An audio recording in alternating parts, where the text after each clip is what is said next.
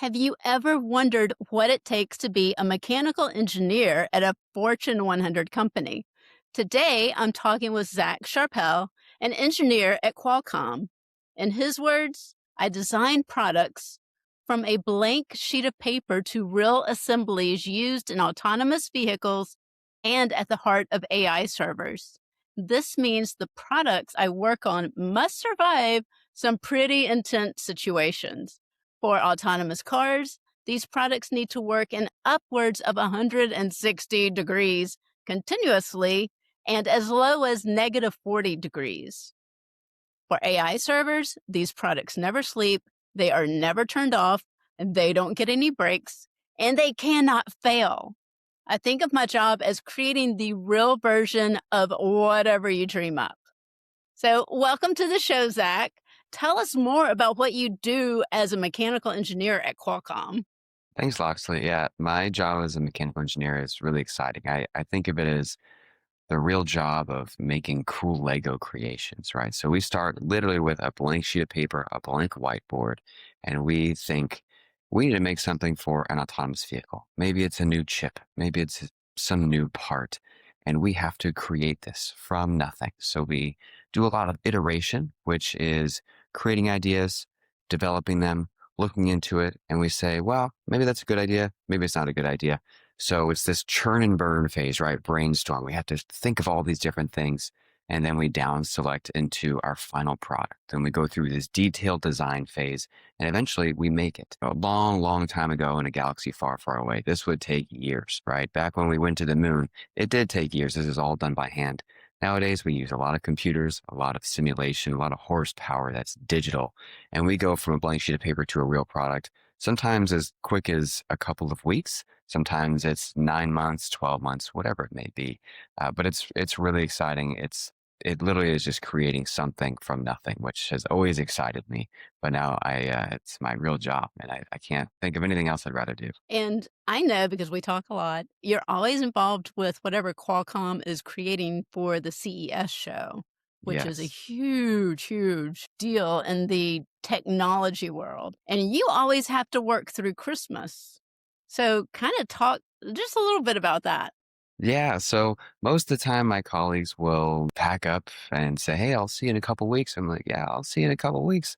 And that's for me when the real fun begins, right? The machine shop is closed down, but my access doesn't close. That means the training that I learned in college of how to use mills, lathes, CNC machines, that's where I get to go and do it myself. And it's really exciting because this is the think of it like recess, right? When you're a kid, you're learning in your classroom, you're doing it, it's pretty structured, and then you go outside and you play, right? You're hanging on monkey bars, running around.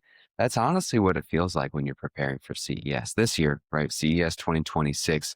It ended a couple of weeks ago, and the big push was physical AI, which you can think of it as robotics, humanoids, anything where AI is inside something doing it, not an LLM that you're interfacing with on a browser, but something real in the world. And that means we literally had to make a robot from nothing. We didn't make those before. That's not our real job, but we had to figure it out. So we did a lot of 3D printing. I was in the machine shop just working on the machinery itself, just trying to put this together because this is not something where I'm going to go buy this off the shelf. We are making the first of its kind. A couple of years ago, we made a car. It was a $5 million car. It's 100% custom made, one of one carbon fiber body. It's a Frankenstein of a vehicle, and it's very exciting. I got to drive it once, almost crashed it, but it was very exciting. And this is CES, right? It is like Disneyland, but at Qualcomm. So you'll see me just driving around campus, every different building, probably drinking a coffee and making this stuff happen in a couple of weeks' time. What is one of the coolest skills that you learned that you thought would never matter, but it absolutely does?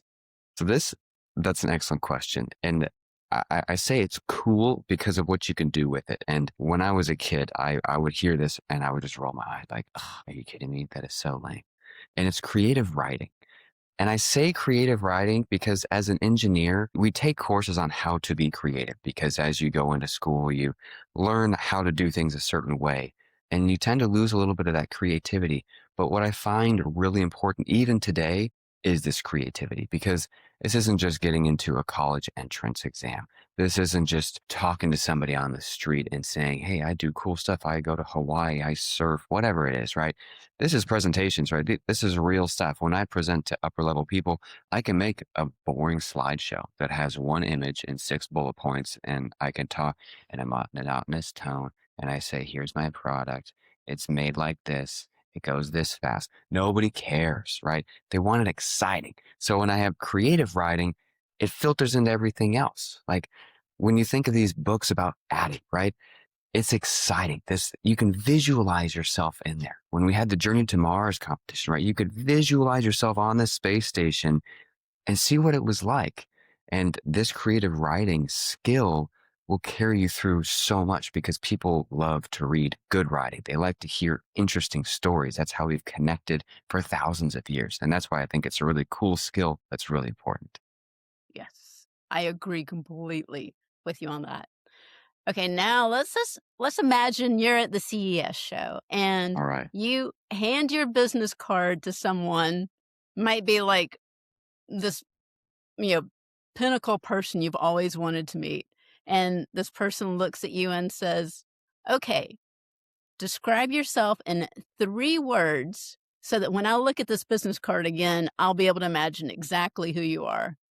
What Mm. 3 words would you use? That is excellent. So my words are unconventional, but I think they suit me pretty well. I know my friends would agree. Number one, I'm inquisitive. All the way back since I was a kid, I always ask questions. I'm pretty sure my parents wanted me to stop asking questions, but that's what engineers do. We ask questions. We want to find answers. We want to solve problems. I'm also realistic. So while I can create some pretty wild ideas, I have a tendency to look at that and say, that's a great idea. And that's where it stops because in my mind and in my profession, I realize I will need to make this. It needs to be manufacturable. It needs to be cost effective. I'm not going to make a gold bar because that's just ridiculously expensive. It'd be super cool, but very expensive. And then the final one, it's hyphenated, but whatever. It's type A. I am definitely a type A person. If I see something that's 1 millimeter off on one side or 1 millimeter longer on one side than the other, that bugs me. I have to fix it. My wife calls me out on all the time and she'll say like, that really bugged you, didn't it? I'm like, yes, it really did. And it feels so good to have fixed it. What is a skill that you use every week that you didn't realize was a skill until later? Public speaking every day, Yes. right? This is huge. I, in school, didn't care much about it, right? You learn how to write really well. You use these gigantic 12th grade words because you have to take an SAT exam and get your college. That's fantastic.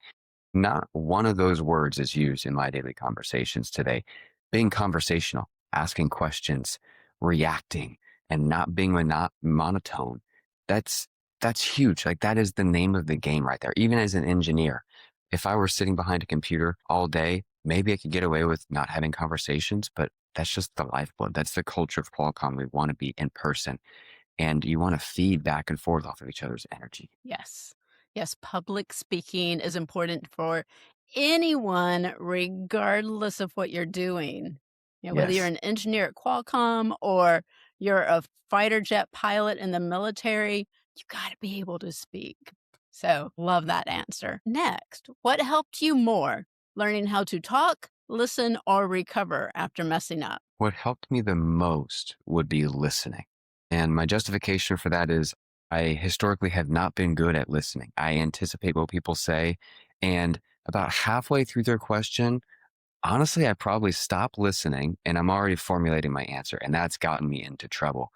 While I can be clever with my words, right? Creative writing leads into creative speaking. That doesn't necessarily mean it's a good experience for the other side because more often than not, they're well aware I tuned out and I'm already formulating my answer. So listening has been a skill that I've had to really work hard at. I read books at, I work on it pretty much every day where I'm intently listening to somebody, making sure that I'm understanding the context, but also the intent of their words so that when I respond, I'm not going to ramble around in a spiral downwards and dig myself a hole. I want to give the answer, and there we go. But listening, 100% important because that will prevent you from getting into the bad positions first. So now shifting over to the books. In book number 2, TikTok Take Charge, Addie, our little character who is the 15-year-old inventor who's just taking everything apart, putting it back together. She has decided to build an e-bike out of spare parts. And we all know I have a little bit of experience with building the e-bike from a couple of summers ago. So that got written into the book. And it's a lot of curiosity on her part. When did curiosity actually change your path? Curiosity changed my path. I think it was around 4 or 5 years old. I remember my entire life liking Legos, but I didn't always do them myself. I watched my sister and my dad build these Legos, and I was like, hey, that's really cool. And then one time, me being me, I was inquisitive, right? That's one of my words. I started asking questions. Apparently, I asked too many questions because I remember my dad getting up and saying, you know what, Zach, you can build it. I'm like, okay, let's give it a shot. Me being maybe overly inquisitive, overly curious, led me to build my first Lego airplane. And from that point on, I remember it as a defining point. I loved building things. I don't know why. I remember in third grade, I built a 5 foot tall Saturn V rocket for show and tell. It was taller than me. Like I had to have my dad help me bring it into the classroom because it was so big. And I went completely outside of the instruction manual. This was just hand built, brain made. That's it. And I loved it. I eventually figured out that's what mechanical engineers do. But as a kid, people were like, what do you want to do? I'm like, I don't know. I just want to build things. And like, do you want to build houses? I'm like, no, that's a house. I want to build things like rockets, cars, apparently AI servers. I didn't think that was really a thing when I was a kid, but that is where it was really defining moment. And it's because I asked too many questions. Yeah, yeah.